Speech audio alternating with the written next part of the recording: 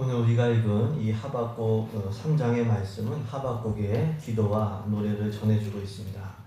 하박국 선지자는 이 남유다에서 일어나는 불의한 일들에 대해서 하나님께 물었습니다. 하박국 1장과 2장을 읽어보시면 하나님께 물었습니다. 악인들이 약탈을 하고 폭력을 행함에도 불구하고 왜 하나님께서 그냥 내버려 두시냐 이렇게 물었습니다. 의인들이 살려달라고 지금 호소하고 있는데 왜 하나님은 구해주시지 않느냐, 이 불의한 현실에 대해서 물은 것이죠. 그에 대하여 하나님께서 말씀하시기를 사나운 갈대아 사람들을 일으키셔서 남유다의 악인들을 심판하실 것이다. 이방 민족을 책직으로 사용하셔서 남유다의 악을 제거하실 것이다. 이렇게 말씀을 하셨습니다. 그러자 이제 하박국이 또다시 하나님께 호소합니다. 아니 어떻게 그 악한 그러한 민족을 통해서 착한 백성을 삼키실 수가 있습니까? 어떻게 악한 그 대적을 무자비하게 하나님의 백성을 이렇게 죽이게 하시냐고 호소를 한 것이죠. 그에 대해서 하나님께서 다시금 말씀하시죠. 이 갈대아 바벨론 사람들도 결국 자신들의 그 교만과 폭력과 잔인함 때문에 망할 것이다. 이렇게 말씀하신 겁니다. 이 하나님과의 이 대화를 통해서 뜻을 깨달은 하박국은 기도하고 노래하는 것이 하박국 3장의 말씀입니다. 먼저 16절 말씀을 보시면은 하박국이 하나님 말씀을 들었기 때문에 창자가 흔들렸고 입술이 떨렸다고 했습니다. 바벨론을 통하여 남유다를 심판하시겠다는 그 말씀으로 인하여 몸이 덜덜 떨렸다고 했습니다. 우리 16절 말씀을 우리 같이 읽겠습니다. 16절 말씀입니다. 내가 들었으므로 내 창자가 흔들렸고 그 목소리로 말미암아 내 입술이 떨렸도다. 우리가 우리를 치러 올라오는 하나님을 내가 기다림으로 썩이는 것이 내 뼈에 들어왔으며 내 몸은 내 처소에서 떨리는도다. 왜 하박국은 창자가 흔들리고 입술과 이 몸이 떨렸을까요? 그것은 바벨론이 이미 잔인하게 다른 나라들을 무너뜨린 것을 이미 들었기 때문이었습니다. 그 바벨론을 통하여 하나님께서 이 남유다를 징계하시고 심판하신다. 이 말씀을 들으니까 두려움에 떨 수밖에 없었던 것이죠. 이를 통해서 알 수 있는 것은 무엇입니까? 하나님의 심판이 무섭다라고 하는 거예요. 하나님께서 우리에게 자유의지를 주시고 살게 하셔요. 어느 정도 자유의지를 주시고 실수할 수 있는 자유도 주시고 죄질 수 있는 자유도 주시는데 이 죄가 쌓이고 수위가 차서 하나님의 심판의 때가 오면 이건 엄청나게 무서운 거예요. 아무리 하나님의 백성이어도 죄를 지으면 그 죄에 대해서 하나님께서 심판하십니다. 근데 그 심판이 확정이 되고 임하기 시작하면은 이게 감당하기 힘들 정도로 무서운 것입니다. 그래서 우리는 늘 순종하는 사람이 돼야 돼요. 왜 남유다가 하나님의 심판을 받게 되었을까요? 하나님 말씀을 버리고 악하고 불순종하고 우상숭배하며 살았기 때문이었습니다. 그것은 바벨론도 마찬가지였습니다. 남유다를 징계하시는 하나님의 책직으로 쓰임받은 바벨론도 하나님의 심판을 받는다고 했습니다. 그 이유는 다른 민족들을 무너뜨릴 때 너무 잔인했고 그리고 너무 교만했기 때문이었습니다. 그렇기 때문에 죄를 지으면 심판을 받는 거죠. 하나님의 백성도 죄 지으면 심판받고 아무리 강대한 나라도 죄를 지으면 심판을 받습니다. 그렇기 때문에 순종하는 것이 최상의 지혜고 최상의 정책입니다. 순종하며 사는 우리 되기를 간절히 소망합니다. 또 우리가 불순종했을지라도 심판이 임하기 전에 빨리 회개하는 게 지혜예요. 빨리 회개하는 거예요. 하나님께서 심판하시기 전에 돌이킬 수 있는 기회를 분명히 주세요. 아무 예고 없이 심판하냐? 갑자기 때리시냐? 그게 아니에요. 하나님의 뜻은 우리가 사는 거기 때문에 선지자들을 통해서 말씀을 주시고 돌이킬 기회를 주실 때 회개해야 돼요. 그 회개의 기회가 우리가 놓치지 않는 우리 되기를 소망합니다. 때로 어떤 이들은 죄를 지어도 아무 심판 없는데요. 그러면 더 두려워요. 그러면 왜? 심판이 지금 쌓이고 있고 내 코앞에 다가왔기 때문에 심판이 임하기 전에 빨리 회개하는 우리 되기를 소망합니다. 하나님께서 이렇게 심판하시고 징계하시는 이유는 죄를 버리라고 하는 거예요. 왜? 죄가 우리한테 안 좋기 때문에. 의사가 수술을 통해서 이 암덩어리를 제거하는 것은 몸에 안 좋고 환자를 살리려고 하기 때문이죠. 마찬가지로 심판하시고 징계하시는 이유는 죄를 제거함으로 우리를 살리기 위함인 거죠. 그러니까 이 심판과 징계 속에 하나님의 사랑이 있는 거예요. 하나님의 사랑. 근데 하나님께서 일단 징계하시고 심판하시면 결과가 너무 힘들기 때문에 우리는 스스로 하나님께서 죄를 제거하기 전에 우리 스스로 말씀을 붙들고 죄를 제거해야 되죠. 그게 회개예요. 그게 회개입니다. 기도하라고 하실 때 기도하고 전도하라고 하실 때 전도해야 될 줄로 믿습니다. 그러면 심판이 아니라 복이 임하는 거예요. 그러면 하나님께서 쓰시는 거죠. 불순종으로 인하여 심판과 징계를 받는 게 아니라 순종을 통하여 복을 누리시길 예수님의 이름으로 축복합니다. 이처럼 하박국 선지자는 바벨론을 통한 하나님의 심판의 소식을 듣고 두려움에 빠졌어요. 덜덜 떨었어요. 근데 문제는 미래만 두려운 게 아니라 이미 현실도 막막했다는 것입니다. 하박국 선지자가 처한 현실은 무화과 나무가 무성하지를 못했어요. 포도나무, 감람나무에 열매가 없고 소출이 없었어요. 거둘 게 없었어요. 지금 밭에 먹을 것도 없고 우리의 양도 없고 소도 없었다고 했습니다. 우리 17절 말씀을 우리 같이 읽어보는 17절 말씀입니다.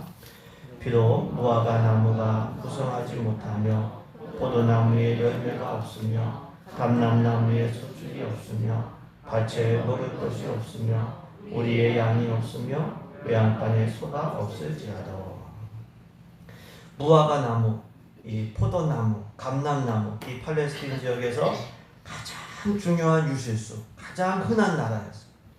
근데 그 나무들이 무성하지는 못했고 지금 열매나 수확할 게 없는 거예요. 한마디로 먹을 게 없고 지금 어떻게 마실 것도 없고 생활할 수가 없는 거예요. 밭에도 먹을 것이 없었고 우리의 양도 소도 없었어요. 농사도 망했고 목축을 할 수도 없는 지금 상황인 것이죠. 이를 통해서 알 수 있는 것은 무엇입니까? 하나님의 백성도 이 하나님의 백성이 처한 현실이 때로는 막막할 수가 있다고 하는 거예요. 성도가 처한 상황이 때로는 절망스러울 수가 있다고 하는 거예요. 물론 하박국이 처한 이 막막한 현실은 하나님의 심판과 징계가 이미 임했기 때문인 거죠. 그렇게 볼 수가 있습니다. 그런데 어떤 경우에는 왜 이렇게 막막한 현실이 왔는지 이해가 또 안 될 때도 있어요. 이건 더 답답한 거죠. 이건 더 답답한 거예요. 대표적인 경우가 욥인 경우죠. 욥은 하박국 시대의 이 남유다처럼 악을 행하거나 불순종하지 않았죠. 오히려 우리 욥기 1장을 읽어보시면 의인이었어요. 하나님 앞에 바르게 살려고 자손들도 바르게 살려고 이렇게 애쓴 사람들이었어요. 그렇게 지도하고 애쓴 사람이었어요. 근데 그 많던 재산을 잃어버리고 10명의 자녀들이 다 잃어버렸어요. 존경받던 사람이 아주 비천해지게 되었어요. 우리가 매를 맞는 것도 잘못해서 매 맞는 것과 이유 없이 맞는 것은 전혀 차원이 틀리죠. 욥은 이해할 수 없는 고난으로 인하여 막막한 현실에 처했습니다. 그런데 그럴 때가 믿음으로 살 때예요. 이해가 안 될 때는 그때는 너무 이유를 묻지 말아야 돼요. 왜? 이유를 당장 알 수 없는데 자꾸 이유만 묻게 되면 삶의 다른 부분들도 정지가 되기 때문이었습니다. 학생들이 시험 문제를 풀 때 주로 알고 있는 문제부터 풀죠. 왜? 모르는 문제 붙들고 씨름하면은 시간 다 가면 아는 문제도 못 풀기 때문에 그렇습니다. 왜 막막한 현실에 처했는지 모를 때는 그때는 너무 이해하려고 하지 말고 그건 조금 나중에 좀 나중에 주님 만나면 이해하면 되고 그때는 믿음이 필요합니다. 더 나아가 그때는 왜 막막한 현실에 처했는지를 묻지 말고 어떻게 하면 이 막막한 현실을 이겨낼 수 있는가? 어떻게 내가 기도 시간을 드리고 어떻게 순종할 것을 찾고 어떻게 내가 삶의 부분에서 도전할 것인가? 이걸 물어야 돼요. 현실이 막막해질수록 더 믿음으로 사는 우리 되기를 소망합니다. 하박국 2장 4절을 보시면 하나님께서 하박국에게 이런 말씀을 줘요. 의인은 믿음으로 산다. 의인은 믿음으로 산다. 하나님의 백성은 현실을 바라보며 사는 사람들이 아니라 믿음으로 사는 사람들이죠. 믿음으로 산다는 것은 하나님을 바라보면서 산다라고 하는 거예요. 현실을 바라보면서 믿음 생각하는 거는 이러면은 우리가 믿음도 왔다 갔다 해요. 우리가 하나님께서 때로는 풍족하고 존경받는 삶을 허락하시기도 하지만 때로는 아주 부족하고 비천한 삶을 허락하시기도 하셔요. 근데 현실을 바라보고 살면은 현실에 따라서 이 믿음도 왔다 갔다 해요. 풍족한 상황이면 감사하지만 비천한 상황이면 원망해요. 현실을 바라보면.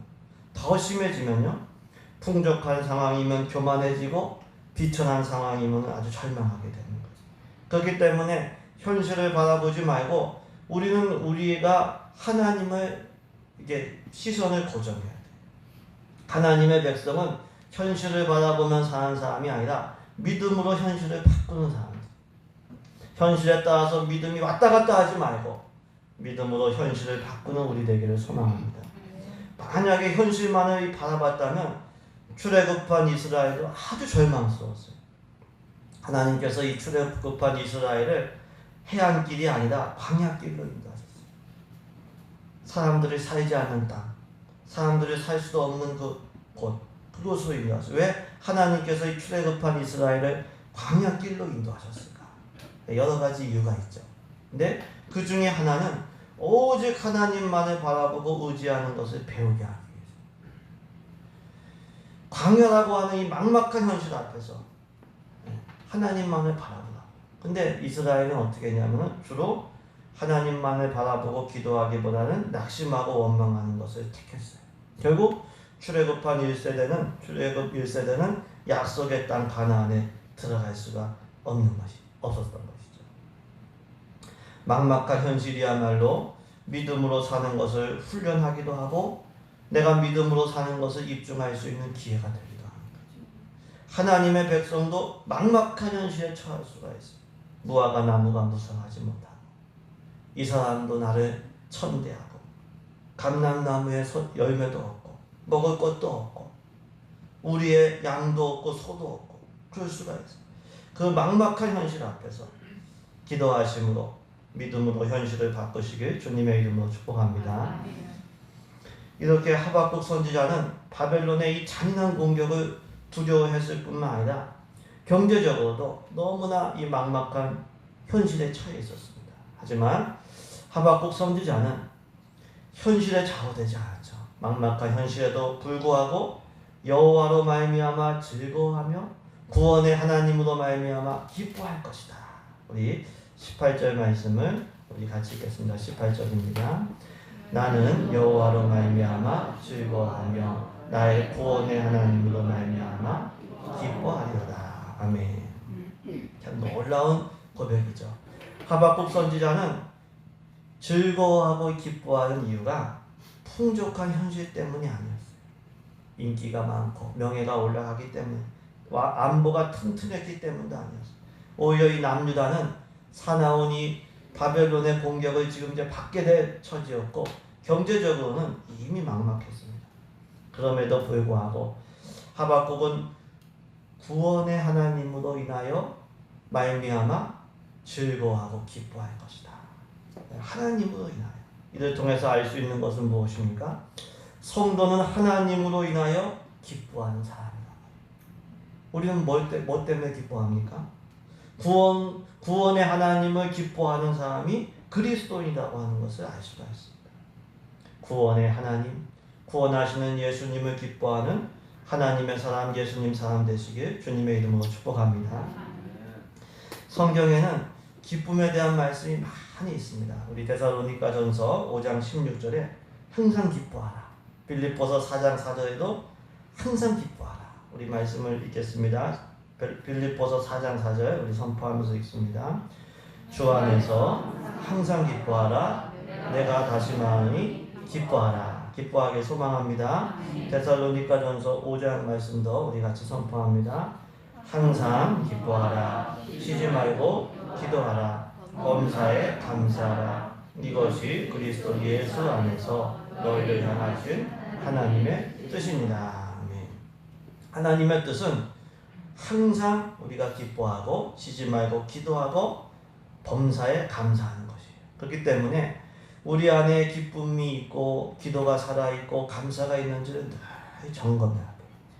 막막한 현실 앞에서 징계나 연단 받을 때 더 그래요.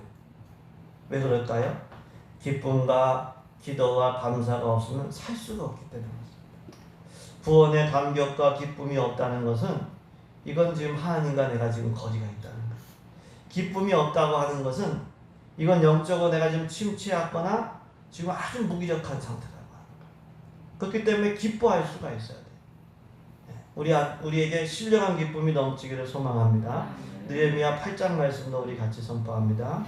이날은 우리 주의 성일이니 근심하지 말라. 여호와로 인하여 기뻐하는 것이 너희의 힘이니라. 아멘. 여러분들 힘들고 그럴 때 찬송을 부르시고 찬송을 들으세요. 그러면 하나님께서 힘 주실 줄로 믿습니다. 기쁨을 주시고 힘을 얻게 됩니다. 우리 시편 37편 말씀도 우리 같이 읽겠습니다. 또 여호와를 기뻐하라. 그가 내 마음의 소원을 내게 이루어 주시도다. 그래서 우리가 항상 감정 상태가 기쁨이 있어야 돼요. 항상 기뻐하려면 어떻게 해야 될까요? 먼저 기뻐할 것을 선택해야 돼요. 오늘 본문에서 하박국 선지자가 기뻐하리로다.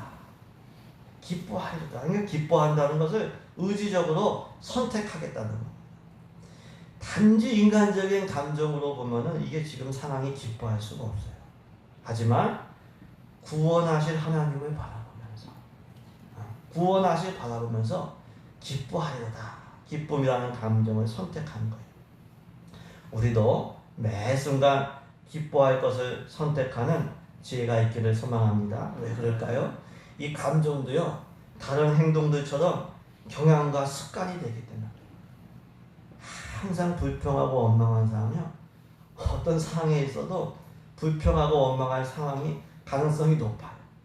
슬픔이나 분노도 마찬가지입니다. 한번 화내기 시작하고 짜증내기 시작하면은 계속 화가 폭발하고 한번 우울해지기 시작하면 이게 우울도 깊어지고, 그렇기 때문에 의식적으로 기쁨의 감정을 선택해야 돼. 나는 기쁨을 선택하라. 기뻐하리로다. 우리는 무엇보다도 하나님의 자녀인데 하늘 아버지께서 하나님의 자녀들을 고아로 버려두시잖아요. 죄졌을지라도 회개하고 순종하면 너무 기뻐하시고 좋아하셔요. 우리도 연단 받을 때가 있어요. 하나님이 강하게 하시기 위해서 연단 받을 때 있어요. 근데 그 연단도 감당할 만큼 훈련 주시고 또 피할 길을 주신다고 했어요. 그렇기 때문에 모든 게 사실은 하나님의 은혜예요. 징계도 하나님의 은혜고 연단도 사실은 하나님의 은혜이고 사랑이에요. 그래서 우리는 변함없이 신 구원의 하나님을 바라보며 기뻐할 수 있는 근거가 있고 능력이 있는 사람이에요. 하나님 믿는 사람들. 반대로 우리가 하나님을 바라봐야 되는데 하나님 안 바라보고 자꾸 현실과 사람을 바라보면, 처한 상황을 바라보면 기뻐할 수가 없죠. 왜? 상황은 변하기 마련이고 내가 원하는 현실이나 상황이 항상 오는 것은 아니기 때문에. 그래서 항상 기뻐하라. 이거는 현실을 바라보고 사람 바라보고 살지 말고 하나님 바라보며 살라는 거예요. 구원의 예수님 바라보면서 항상 기뻐하는 우리 되기를 소망합니다. 또 항상 기뻐하려면 기뻐할 대상을 잘 선택을 해야 돼요. 사람도 기쁨을 줍니다. 오래가지 않아서 그렇지, 편해서 그렇죠. 죄도 우리들에게 즐거움을 일시적으로 줘요. 히브리서 11장 25절에 모세가 하나님의 백성과 함께 고난받기를 잠시 죄악의 낙수를 누리는 것보다 더 좋아했다고 했어요. 죄악에도 잠시 잠깐의 즐거움이 있어요. 나중에 허무에 빠지고 그 즐거움이 쑥같이 쓰고 두날 가진 칼처럼 날카롭게 우리를 죽이지만 죄악도 처음에는 즐거움을 줍니다. 하지만 나중에 사람 죽이고 지옥으로 이끌죠. 그렇기 때문에 죄악이 주는 즐거움은 참된 것은 아닙니다. 참된 게 아니에요. 진정한 기쁨은 구원의 하나님께서 주시는 거죠. 하나님을 바라보며 하나님을 의지하며 즐거워하시고 기뻐하시길 주님의 이름으로 축복합니다. 우리의 기쁨의 대상은 하나님이죠. 하나님 안에서, 주 안에서 기뻐해야 하는 거죠. 이처럼 하박국 선지자는 두려운 미래나 막막한 현실에도 불구하고 하나님으로 말미암아 기뻐할 것이다. 이렇게 선택을 했습니다. 그러면서 19절에 그렇게 기뻐하는 이유를 고백하고 있습니다. 왜 기뻐했냐면은 하나님께서 자신의 힘이 되신 하나님께서 자신의 발을 사슴같이 하사 높은 곳에 다니게 하실 것이다. 이렇게 고백을 하고 있습니다. 우리 19절 말씀 우리 마지막으로 같이 있습니다. 19절입니다. 주 여호와는 나의 힘이시라. 나의 발을 사슴과 같게 하사.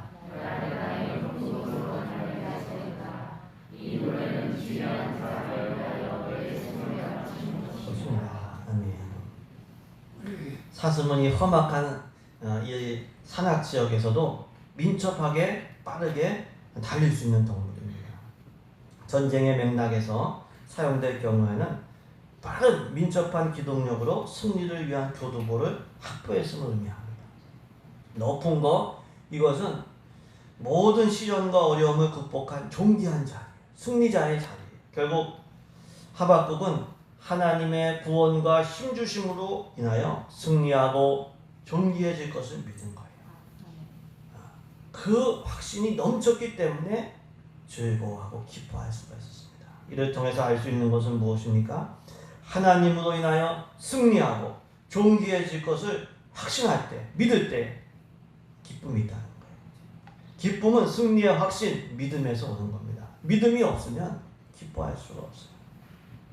그렇기 때문에 기쁨과 더불어 우리 안에 믿음이 살아있는지를 항상 점검해야 돼요. 사실은 두려운 미래나 막막한 현실보다 더 위험한 것은 우리 안에 믿음이 자꾸 약해지는 거예요. 자꾸 절망적인 생각이 들고 자꾸 무기력해지고 패배의식에 사로잡히는, 이건 사실은 더 큰 위기인 거죠. 예나 지금이나 누구에게나 항상 문제는 있었습니다. 누구의 인생이든 인생은 문제와 어려움의 연속이에요. 이 사람에게는 이 문제, 저 사람에게는 저 문제. 멀쩡한 것처럼 보여도 이 사람한테는 경제적인 문제가 있고 저 사람은 지금 아파서 병 때문에 굉장히 힘들어할 수가 있어요. 중요한 것은 우리 안에 그 문제와 어려움을 극복할 수 있는 믿음이 살아있느냐. 이게 사실은 더 중요해요. 하박국 선지자는 비록 두려운 미래와 답답한 현실에 처했지만 하나님의 구원하심과 힘주심을 믿었어요. 주 여호와는 나의 힘이시라. 모든 이 심판과 징계가 끝나면 남유다가 죄를 버리고 하나님 백성답게 살 것을 믿었어요. 비록 미래는 두렵고 처한 상황은 아주 답답했지만 모든 것을 통해서, 심지어 이 바벨론 흉폭한 민족을 통해서도 이 모든 것을 통해서 합력하여 선을 이루실 것을 믿었기 때문에 기뻐하셨던 거죠. 합력하여 구원과 선을 이루어 가신다. 주님께서 그 믿음이 우리를 지배하기를 소망합니다. 주님께서 나의 연약함, 나의 막막함, 또 나를 괴롭히는 바벨론을 통해서도 다 합력해서 구원을 이뤄가시고 나의 죄악을 다 불순물을 버리게 하시고 나를 강하게 하시고 나를 믿음의 기도의 사람으로 만들어 가신다. 그 믿음이 우리를 지배하기를 소망합니다. 어떻게 하면 그 믿음이 생길 수 있을까요? 하박국 선지자도 처음에는 하나님께 불평하듯 기도했습니다. 왜 하나님 살아계신다고 하는데 현실을 보면 악인이 특세합니까? 왜 하나님께서 잔인한 이방 민족을 통해서 하나님 백성을 징계하십니까? 이게 물었어요. 네? 하나님의 답변을 통해서, 하나님과의 대화를 통해서 이 하나님께서 모든 것을 통해서 하나님의 구원과 뜻을 이루어 가심을 깨달았어요. 그렇게 하나님을 만나서 깨달은 후에 믿음으로 기도하고 믿음으로 노래할 수가 있었죠. 하나님, 주님의 일을 수년 내에 이루어 주셔서 이 세대를 새롭게 해주세요. 네? 정말 책찍으로 치시든지 어떻게 하시든지 이 시대를 새롭게 해주세요. 하나님, 그렇지만 진노 중에라도 긍휼을 베풀어 주세요. 저를 불쌍히 여겨주세요. 하나님, 비록 열매와 먹을 것과 양과 소가 없어도 구원의 하나님으로 인하여 기뻐하겠습니다. 하나님을 만났을 때 믿음이 살아나고 믿음이 생길 때에 기쁨과 감사가 회복되는 줄로 믿습니다. 오늘 우리가 맥주 감사 주일로 지키고 있습니다. 맥주절은 천열매를 거둔 것에 대해서 감사하는 절이에요. 근데 우리나라 달력으로 보면은 한 해 반을 참 끝내고 이제 후반전에 새로운 반을 시작하면서 드리는 예배죠. 지난 반년도 되돌아보면 하나님의 은혜로 살았습니다. 남은 반년도 하나님의 은혜로 살 것입니다. 근데 물론 만만치 않아요, 현실이. 코로나를 비롯해서 여러 가지 우리를 위협하는 것들이 너무 많아요. 하지만 그럼에도 불구하고 지금껏 우리를 인도하시고 다듬어 가신 하나님께서 앞으로도 우리를 인도하시고 보호해 주실 줄로 믿습니다. 회개할 것은 회개하고 버릴 때, 순종할 일을 찾아서 순종할 때 더욱더 하나님께서 합력하여 구원과 복을 이루어 가실 줄로 믿습니다. 때로 이해되지 않는 현실과 막막한 이 상황 속에 처할 때에도 우리는 이해되지는 않아도 그래도 믿음으로 하나님을 바라보고 의지하며 믿음으로 살아야 될 줄로 믿습니다. 믿음으로 기도하고 믿음으로 기뻐하고 믿음으로 감사해야 될 줄로 믿습니다. 왜 그럴까요? 의인은 믿음으로 살기 때문에 한치의 오차도 없이 우리의 구원을 이루어 가시는 하나님 은혜 안에서 오늘도 이번 주도 남은 하반기도 믿음으로 사시길 승리하시길 주님의 이름으로 축복합니다.